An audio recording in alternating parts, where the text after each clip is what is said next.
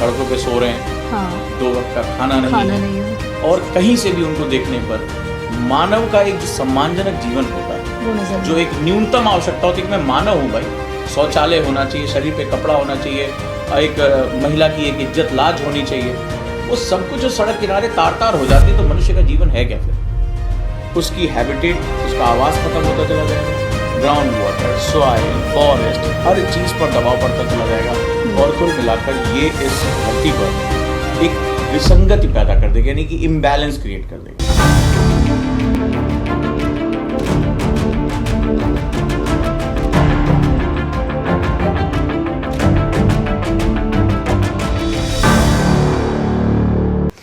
नमस्कार दोस्तों, मैं इंदु हाड़ा और आप देख रहे हैं हमारा खास प्रोग्राम व्यू पॉइंट, जिसमें हम देश और दुनिया के चर्चित मुद्दों पर बातचीत करते हैं। और आपको पता है, बातचीत करने के लिए हमारे साथ खास मेहमान होते हैं ओजांग सर। सर, आपका बहुत बहुत स्वागत। थैंक यू सर, यूएन ने अभी अपनी रिपोर्ट दी है जिसमें ये बताया है कि 15 नवंबर दुनिया की आबादी जो है 8 अरब हो चुकी है। ऐसे में किस तरीके से देखते हैं कि दुनिया की जो ये बढ़ती आबादी है, ये भी मैंने एक वीडियो में देखा था कि पहले दुनिया की आबादी को 1 अरब तक पहुंचने में करीब 100-125 साल का वक्त लगा इससे था। भी ज्यादा। हाँ, इससे भी ज्यादा का वक्त लगा था। और जबकि अभी हम ये गैप देखें कि 7 से 8 अरब पहुंचने में 12 साल मुश्किल से समय लगा। तो भारत की ये बढ़ती आबादी दुनिया को कहाँ लेकर जाएगी, किस तरीके से आप इसे देखते हैं? सबसे पहले मैं बताता चलूं कि ये जो यूनाइटेड नेशन की रिपोर्ट है, जो एनुअल पॉपुलेशन रिपोर्ट होती है, ये विश्व की आबादी के बारे में बहुत कुछ बताती है। आबादी, पॉपुलेशन जिसे हम लोग कहते हैं कि किसी जोग्राफिकल एरिया में जो लोगों की संख्या है, नंबर ऑफ द पीपल, वो उस रूप में हम उसको व्यक्त करते हैं। अब जैसा आपने कहा कि भारत की आबादी पूरे विश्व की आबादी का आंकड़ा है, पूरी दुनिया की आबादी का आंकड़ा है, और निश्चित रूप से अगर हम बात करें तो ये कई सवाल पैदा करता है। कई सवालों का जवाब ढूंढने के लिए हमें बहुत मजबूर करता है, क्योंकि जो सबसे बड़ा कंसर्न है वो ये है कि 7 अरब से 8 अरब होने में मात्र 12 साल लगे। अब इसको कई रूपों में देखा जा सकता है। जब हम पूरे दुनिया को देखते हैं तो दुनिया में हमें कई हिसाब किताब दिखाई पड़ते हैं। कुछ देश विकसित हैं, कुछ विकासशील हैं जैसे भारत जैसे देश, और कुछ देश अविकसित हैं जिन्होंने अभी विकास की अपनी अंगड़ाई शुरू ही नहीं की है। अफ्रीका के तमाम देश या ईस्टर्न एशिया के जो आइलैंड कंट्रीज हैं, वहाँ पे भी हम ये बात देख सकते हैं। तो विश्व में बड़ा एक विभाजन हमें दिखाई पड़ता है। अब समस्या ये हो गई है कि ये जो जनसंख्या है, ये हमारी इस पृथ्वी पर बहुत दबाव पैदा करती है। बहुत ध्यान से इसको समझना। और जो जनसंख्या है वो 7 अरब से 8 अरब होने में मात्र उसको 12 वर्षों का समय लगे, यानी इसको एक्सपोनेंशियल ग्रोथ कहते हैं, राइट। यहाँ इसको यानी 4 घातांकी, ये बहुत तेजी से आगे बढ़ रहा है। और जिस हिसाब से देखा जा रहा है कि सन 2100 तक, यानी कि सहस्त्राब्दी तक, आप देखेंगे कि दुनिया की आबादी 10 अरब हो जाएगी। अब मैं आपको एक चीज समझाता हूं। ये हमारी पृथ्वी है। इस पृथ्वी में जो भूभाग है, मतलब हम पानी पे तो रह नहीं सकते, हम लैंड पे रह रहे हैं, ये फिक्स है। जैसे भारत के पास 2.4% लैंड है और दुनिया की 17.5% से ज्यादा आबादी है। अब होता क्या है, इसके कितने कॉन्सिक्वेंसेस निकल कर सामने आते हैं। जैसे जैसे इंसान है, वो भी एक प्रजाति है कि स्पेसीज होमो सैपियंस, उसकी आबादी जैसे जैसे बढ़ती जाएगी, उसका जो इस पूरी लैंड पे, ये लैंड जो है, जो कि एक साझा विरासत है, हमारा भी है, पेड़ पौधों का भी है, जानवरों का भी है, तो प्रकृति में जो भी कुछ है वो उसका है, ये सब कुछ। तो जैसे जैसे हमारा हिस्सा बढ़ता चला जाएगा, ये निश्चित सी बात है, दूसरे का हिस्सा सिकुड़ता जाएगा। बिल्कुल। अब दूसरे में कुछ भी हो सकता है, बहुत बड़ी समस्या पैदा कर सकता है। जैसे जैसे हमारा आवास बढ़ता जाएगा, जंगल काटे जाएंगे, बिल्कुल, जंगली जानवरों का आवास, हैबिटेट खत्म हो जाएगा। हैबिटेट लॉस होने की वजह से स्पीशीज इंडेंजर्ड हो जाएंगी। पशु पक्षी, पेड़ पौधे, प्रजातियां, सरीसृप, सब कुछ धीरे धीरे खत्म होता चला जाएगा। फिर हमें अपना जीवन जीने के लिए बहुत सी नई नई चीजों की जरूरत है। हमें ग्राउंड वाटर की जरूरत है। रिपोर्ट सीधे सीधे कहती है कि आने वाले समय में ग्राउंड वाटर का सबसे बड़ा संकट होने वाला है, क्योंकि जल हमारी आवश्यकता है। खारा जल हम पी नहीं सकते, जो इस पूरी धरती का 71% है। हमें साफ जल चाहिए, जो कि केवल 3% के आसपास बैठ रहा है अगर देखा जाए, जो ग्लेशियर्स में। तो हमारे पास बहुत ज्यादा जो है वो पानी उपलब्ध नहीं है। हम ग्राउंड वाटर का दोहन करेंगे, खत्म होता चला जाएगा। हमें अनाज की जरूरत पड़ेगी। कोई भी देश हो, चाहे वो अमेरिका हो, चाहे वो अफ्रीका हो, सबको जो है वो खाद्य सुरक्षा चाहिए। हम जमीनों का जबरदस्त एक्सप्लॉयटेशन करेंगे, तो इसका मतलब है मिट्टी की उर्वरकता खत्म होती चली जाएगी। तो ये जो बढ़ती हुई आबादी है, इसको कई लोग अलग अलग तरीके से दिखाते हैं। कई लोग इसको कहते हैं कि जनांग की लाभांश है, कई लोग इसको पॉजिटिविटी के रूप में दिखाते हैं, कई लोग इसको श्रम शक्ति के रूप में दिखाते हैं। इकोनॉमिक्स इसको अलग तरीके से देखता है, ज्योग्राफी अलग देखता है, और जो समाजशास्त्री उसको अलग तरीके से देखता है। लेकिन अगर एक पूरा अप्रोच रख के देखो, तो इस धरती पर अगर मनुष्य की आबादी बढ़ती चली जाएगी तो अन्न की आबादी घटती चली जाएगी, उसकी हैबिटेट, उसका आवास खत्म होता चला जाएगा, ग्राउंड वाटर, सॉइल, फॉरेस्ट, हर चीज पर दबाव पड़ता चला जाएगा, और कुल मिलाकर ये इस धरती पर एक विसंगति पैदा कर देगा, यानी कि इम्बैलेंस क्रिएट कर देगा। क्योंकि 12 सालों में मनुष्य ने अपनी प्रजनन दर बढ़ाकर, तमाम तरीके से स्वास्थ्य सुविधाएं बढ़ाकर, मृत्यु दर को कम करके, बीमारियों पे काबू पाके उसने अपनी आबादी को बढ़ा तो लिया, लेकिन उसकी आबादी का भरण पोषण करने के लिए जो रिसोर्सेज है, नेचर उसको पैदा करने में उसको सालों साल लग जाएंगे, हजारों सालों का वक्त चाहिए उन पेड़ों को, उन जंगलों को बनाने में, उस मिट्टी को उर्वर होने में, उस बेड रॉक को टूटकर सॉइल में कन्वर्ट होने में। ये हजारों सालों की प्रक्रिया है। हजारों सालों की प्रक्रिया को हमने 12 साल में कंज्यूम कर लिया, आप ये समझिए। और 1 अरब नए लोग आ गए जिनकी उतनी नई जरूरतें हैं।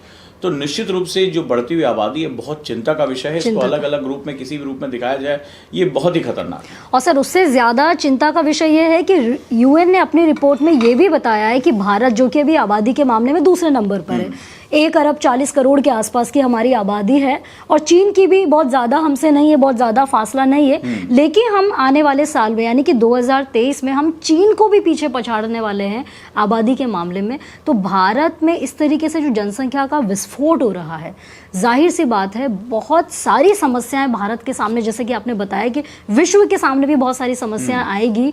और भारत की बात करें तो क्या क्या समस्याएं हैं जो इस जनसंख्या विस्फोट को देखते हुए भारत को फेस करनी पड़ सकती है, उन चुनौतियों का सामना करना पड़ सकता है, और भारत किस तरीके से इसको हैंडल करेगा? देखिए, इसमें कोई डाउट नहीं है। लास्ट ईयर भी लैंसेट की रिपोर्ट आई थी, उसमें भी कहा गया था कि जल्दी ही भारत 2023-2024 तक चाइना को सरपास कर जाएगा पॉपुलेशन के मामले में। तो हम पॉपुलेशन के मामले में तो कहते हैं, लेकिन चाइना का जो टोटल क्षेत्रफल है वो भारत से लगभग दुगना है, जो एरिया है, यानी वहां पर कैपिटा जो लैंड अवेलेबिलिटी है वो भारत से डबल है। भारत के पास उतनी लैंड नहीं है, और उतनी बड़ी आबादी हो जाने का सीधा सा मतलब है कि बहुत से लोगों को अपनी आजीविका चलाने के लिए ना तो संसाधन मिलेंगे, न जमीन मिलेगी, वो प्राकृतिक संसाधनों पर बहुत ढेर सारा प्रेशर बढ़ा देंगे, बहुत ढेर सारी चीजें होती चली जाएंगी। और अगर इसी रिपोर्ट को ध्यान से देखें अगर, तो दुनिया की सबसे ज्यादा आबादी वाले देशों में जो हिस्सा है वो एशिया का है, और उस एशिया में भी सबसे ज्यादा अगर दबदबा किसी का है, सबसे बड़ा भाग है वो इंडिया और चाइना का है। और ये सिर्फ मामला आबादी का नहीं है। जब हम संसाधनों को कंज्यूम करते हैं, मान लीजिए छोटा सा एग्जांपल देता हूं, आप संसाधनों को कंज्यूम करना चाहते हैं।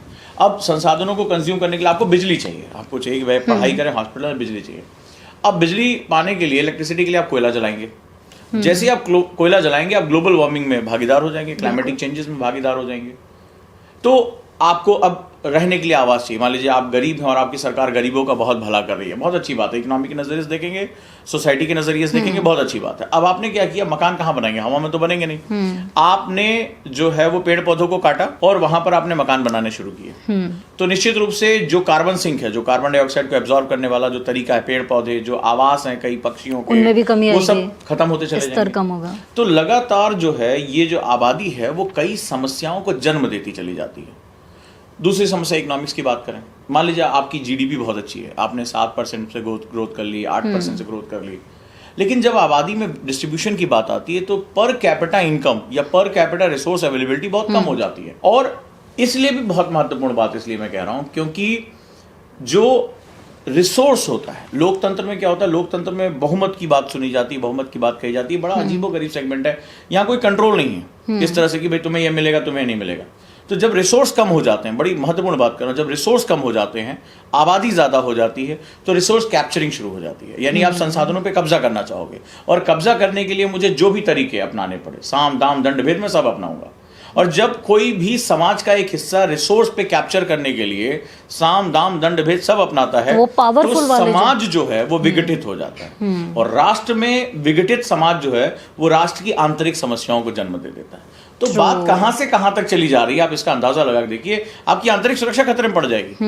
जनसंख्या का विस्फोट कई सारी समस्याओं को जन्म देगा, जो कि चाहे प्राकृतिक संसाधनों को लेकर हम देख लें या फिर हम शिक्षा में देख लें, स्वास्थ्य में देख लें, मतलब हर एरिया में जो है हम लोगों को बहुत सारी चुनौतियों का सामना करना पड़ सकता है। लेकिन साथ ही यूएन की रिपोर्ट में ये भी बता दिया गया है कि 2050 तक इस तरीके से आबादी जो है बढ़ेगी और शायद दुनिया की आबादी 10 अरब तक पहुंचेगी, लेकिन उसके बाद जो है उसमें कमी देखने को मिलेगी।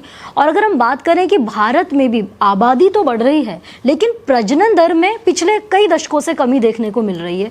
उसकी वजह से जो हमारे देश की आबादी में जिस तरीके की ये जो समस्या है वो चीन भी फेस करता है कि वहाँ पर युवाओं की संख्या कम है और बुजुर्गों की संख्या ज़्यादा है, तो कहीं भारत में भी इस तरह का जो है क्राइसिस पैदा होता नज़र आ रहा है कि हमारे यहाँ पर भी युवाओं की संख्या कम हो जाएगी और जो बुजुर्गों का अनुपात है वो ज़्यादा बढ़ जाएगा। इस मामले में देखिए इंदु जी, दो मत हैं। एक मत है कि जबरदस्ती आबादी को कंट्रोल नहीं किया जाना चाहिए, खासतौर पे जो लोकतांत्रिक देश हैं, जो डेमोक्रेसी को मानने वाले हैं, वो ज्यादातर इस बात को लेके चलते हैं और उनको लगता है कि जो ऑप्टिमल पॉपुलेशन रिप्लेसमेंट है, यानी कि कुछ बूढ़े हो रहे हैं वो हटते जाएं, युवा उसकी जगह आते जाएं और इससे इकोनॉमी को रन होते रहेंगे, हम लेके चलेंगे। लेकिन जैसा आपने कहा कि सन 2100 तक आते आते पॉपुलेशन जो है वो स्थिर होने लगेगी। आज कोई 1 साल का है, आज से 78 साल बाद उसके जीवन का क्या महत्व रह जाएगा अगर इस दौरान वो संघर्ष करता रहे रिसोर्सेज के लिए। हम जो बार बार रिपोर्ट में कह रहे हैं कि भारत की ही पॉपुलेशन स्टैग कर रही, धीरे धीरे पॉपुलेशन वृद्धि में गिरावट हो रही, पॉपुलेशन में गिरावट नहीं हो रही, पॉपुलेशन जो बढ़ने की दर थी उसमें गिरावट हो रही है और इसको स्थिर होते होते ये बहुत लंबा समय चला जाएगा। सवाल ये है, क्या प्रकृति अपने रिसोर्सेज को इतना एक्सपेंड कर पाएगी? क्या carrying capacity of the earth, यानी पृथ्वी की जो धारिता क्षमता है वो इतना बढ़ पाएगा? नदियां मतलब ढेर सारा कहते हैं भाई 70-80 सालों के लिए हम पानी को मेंटेन करके चलेंगे। मिट्टी का है कि हम अपनी उर्वरकता को 70-80 सालों तक मेंटेन करके चलेंगे। ग्राउंड वाटर के नहीं, 70-80 सालों तक हम रहेंगे, तब तो ये बात समझ में आती है। लेकिन जिस तरह से आज आप देखते हैं कि राजधानी गैस चैम्बर बन गई, मिट्टी की उर्वरकता खत्म होती चलेगी, पश्चिम पंजाब में ऊसरपन बढ़ता चला जा रहा है, नदियां मरती चली जा रही हैं, यमुना डाई हो गई है। तो सवाल ये है कि इतने लंबे समय तक आबादी को नेचुरली स्टैग होते देखने के लिए क्या हमारे संसाधन पर्याप्त हैं? ये बहुत बड़ा प्रश्न है और अगर नहीं है तो हमें प्रॉपर असेसमेंट करना पड़ेगा कि आबादी और उसके मुकाबले रिसोर्स ये दोनों आनुपातिक होने चाहिए। इस समय पूरे विश्व में इस बात पे बहस नहीं हो रही है, इस बार में बहस नहीं हो रही। और आप देखिए मनुष्य किस प्रकार, आप देखिए जब मनुष्य को किसी प्रजाति को बढ़ाना होता है, घटाना होता है, तो वो एक आर्टिफिशियल सिलेक्शन करता है, जानवरों की संख्या बढ़नी। जैसे आपने देखा होगा जो पशुओं के प्रजनन की बात होती है तो बछिया चाहिए, तो इस तरह से जो प्रजनन होता है तो उसमें बछिया सिलेक्शन किया जाता है। तो मनुष्य उस सिलेक्शन, क्योंकि वो जो जानवर है वो उसके लिए रिसोर्स है, रिसोर्स है, दूध पाना है, उससे गोबर पाना है, जो भी उसको जो है पाना है, तो वो रिसोर्स है, उसके हिसाब से सेलेक्ट कर रहा है। लेकिन अगर हम प्राकृतिक तरीके से पृथ्वी को अगर हम एक जैसे हमको तो वसुधैव कुटुंबकम की बात करते हैं या वैश्वीकरण की बात करते हैं, तो हमें पृथ्वी को एक रिसोर्स देखना पड़ेगा।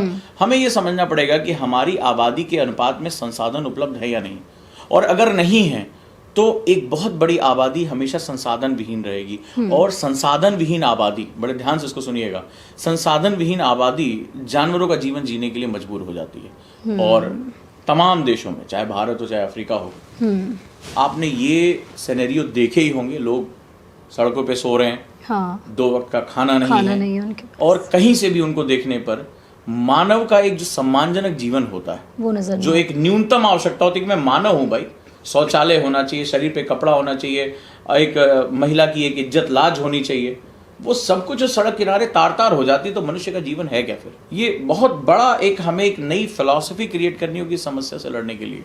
लेकिन कुछ पक्ष जो है उनका ये भी कहना है कि अगर जनसंख्या में वृद्धि होती है तो आजकल के समय में हम परिवार में अगर देखें तो ज़्यादातर लोग कमाने वाले होते हैं, मतलब डिपेंडेंसी लोगों की कम है।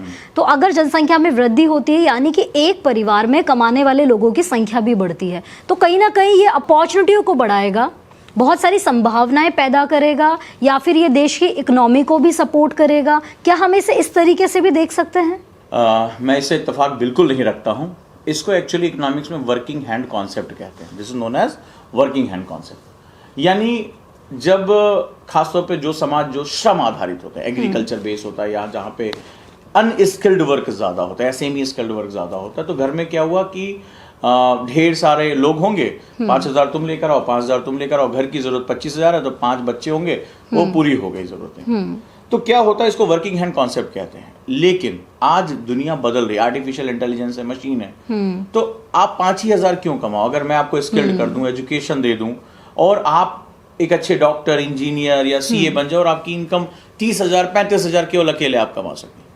सो मुझे वर्किंग हैंड कॉन्सेप्ट की जरूरत क्या है? तो हमें, आप देखिए, आप जहां जहां पे भी, खासतौर पे एशिया के देशों में देखिए, पूर्वी एशिया, दक्षिणी एशिया, भारत, तो आप वहां देखते हैं जहां पर भी हमें ये वर्किंग हैंड कॉन्सेप्ट दिखाई पड़ता है, मतलब अनस्किल्ड या सेमी स्किल्ड, वहां पे आप देखिए कि पॉपुलेशन आपकी बढ़ जाती है, क्योंकि आपको सस्ता श्रम पाने के लिए आबादी होना बड़ा जरूरी है। तो हमें ये बहुत बड़ी एक समझ, एक्चुअली ये ना, ये जो समस्या है ना, वो 1000 हाथों वाला राक्षस है। ये सिर्फ जनसंख्या नहीं है, ये समाज, अर्थव्यवस्था, राजनीति, इंटरनेशनल पॉलिटिक्स, ये सबकी देन है। ये 1000 हाथों वाला राक्षस है। तो कई तरह से हमें धारणाएं बदलनी पड़ी। एक एग्जांपल लेता हूं, जैसे क्या होता है, मान लीजिए, ठीक है, परिवर्तन हुआ 2001 के बाद से, चेंज आया कि भाई हमें परिवार का आकार छोटा रखना है। अब भारतीय समाज में पैट्रियार्की देखने को मिलती है, पितृसत्ता, यानी कि लड़के की चाहत है, लड़का ही पिता की चिता को अग्नि देगा, वंश को आगे बढ़ाएगा, इस तरह की मानसिकता।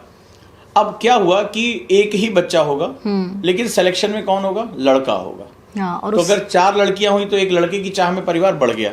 या आर्टिफिशियल अगर सिलेक्शन की बात आई या लिंग चयन की बात आई, तो लड़कियों का अनुपात कम हो गया, लड़कों का अनुपात बढ़ गया।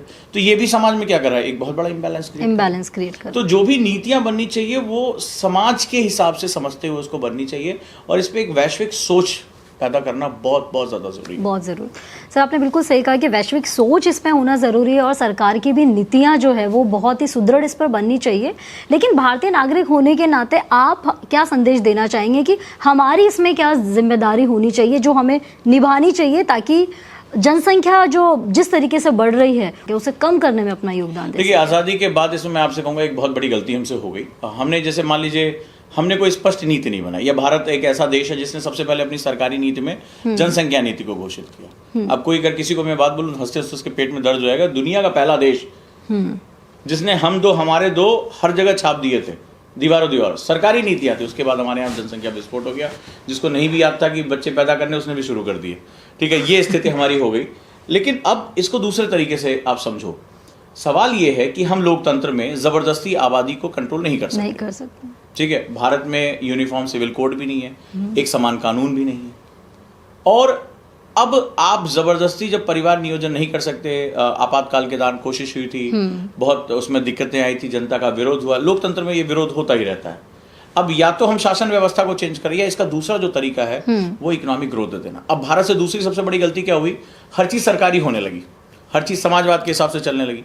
योजना आयोग जैसी संस्थाएं बनी जिन्होंने पूरे संसाधन को कैप्चर किया। सरकार डिसाइड करती थी इकोनॉमी कैसी होगी, कैसी नहीं होगी। तो उसका नतीजा क्या हो रहा था कि आपका इकोनॉमिक ग्रोथ भी जो है वो स्लगिश हो गया। इकोनॉमिक्स जो है उसको हम लोग नेचुरल एक कहते हैं बेस्ट कंट्रासेप्टिव। अगर परिवार नियोजन करना है तो इकोनॉमिक्स को आगे लेके जाना है। जैसे फॉर एग्जाम्पल, आज की डेट में बहुत से लोग अपने आप को जीविकापार्जन करने के लिए, शहरीकरण जब बढ़ जाता है तो 28 साल 30 साल तक शादी नहीं करते हैं, करियर बनाते हैं, कंपटीशन की तैयारी करते हैं। तो जो TFR है, टोटल फर्टिलिटी रेट, वो काफी कम हो जाता है। ठीक है, पहला। दूसरा, उस कंडीशन में क्या होता है कि मान लीजिए शादी हुई, अब कपल डिसीजन लेता है, हस्बैंड वाइफ दोनों वर्किंग है, दोनों इकोनॉमिक्स की वजह से दोनों को जॉब मिल गई।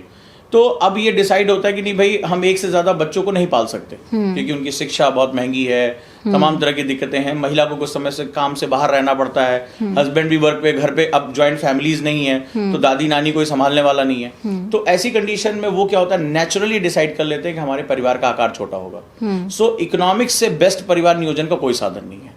तो आप अगर लोकतांत्रिक व्यवस्थाओं में किसी को कानून बनाकर नहीं रोक सकते, तो दूसरा तरीका भारत के पास है, अपनी इकोनॉमिक ग्रोथ को बढ़ा दे। जैसे जैसे भारत की इकोनॉमिक ग्रोथ बढ़ती चली जाएगी, लोगों के पास अवेयरनेस भी आएगी, और सबसे इंपॉर्टेंट सेगमेंट है कि वो आबादी को जो है वो खुद ही नेचुरली सेलेक्ट कर लेंगे। और वहां पर आप देखेंगे कि जो क्षेत्र है, धर्म है, इन सबका कोई प्रभाव नहीं पड़ता। मैं बहुत से ऐसे लोगों को जानता हूं जो अलग अलग धर्मों से होने के बावजूद भी उनके 1 या 2 बच्चे, इससे ज्यादा नहीं। और तीसरी बात, हमें एक समान कानूनों की तरफ बढ़ना पड़ेगा, ताकि भारत में कभी भी असमानता, इस रिपोर्ट में भारत में तमाम धार्मिक असमानताओं की भी बात की गई है पॉपुलेशन के मामले में, वो भी खत्म होनी चाहिए। क्योंकि देखो क्या होगा लास्ट में, किसी का धर्म रहे ना रहे, लेकिन एक बड़ा इंपॉर्टेंट सेगमेंट हो जाएगा, ये राष्ट्र जो है ना, इसके संसाधन सीमित हैं। ठीक है, भूखा किसी भी धर्म का बच्चा मर सकता है, कोई भी व्यक्ति ऐसा है जो बिना संसाधनों के उसका इलाज ना हो मर सकता है। तो हमें राष्ट्रीय एक परिदृश्य में सोचना पड़ेगा, हमें अपने नैरो थिंकिंग से निकलकर ब्रॉडर थिंकिंग में जाना पड़ेगा, और सबको मिलकर ये समझना पड़ेगा कि ये रिसोर्सेज, एक जो मैंने बात कही है, ये अगर पहुंच पाती है वर्ल्ड पॉलिटिक्स में या पूरी दुनिया में, कि पॉपुलेशन को जो मेजर करने का तरीका होना चाहिए वो रिसोर्स अवेलेबिलिटी होना चाहिए।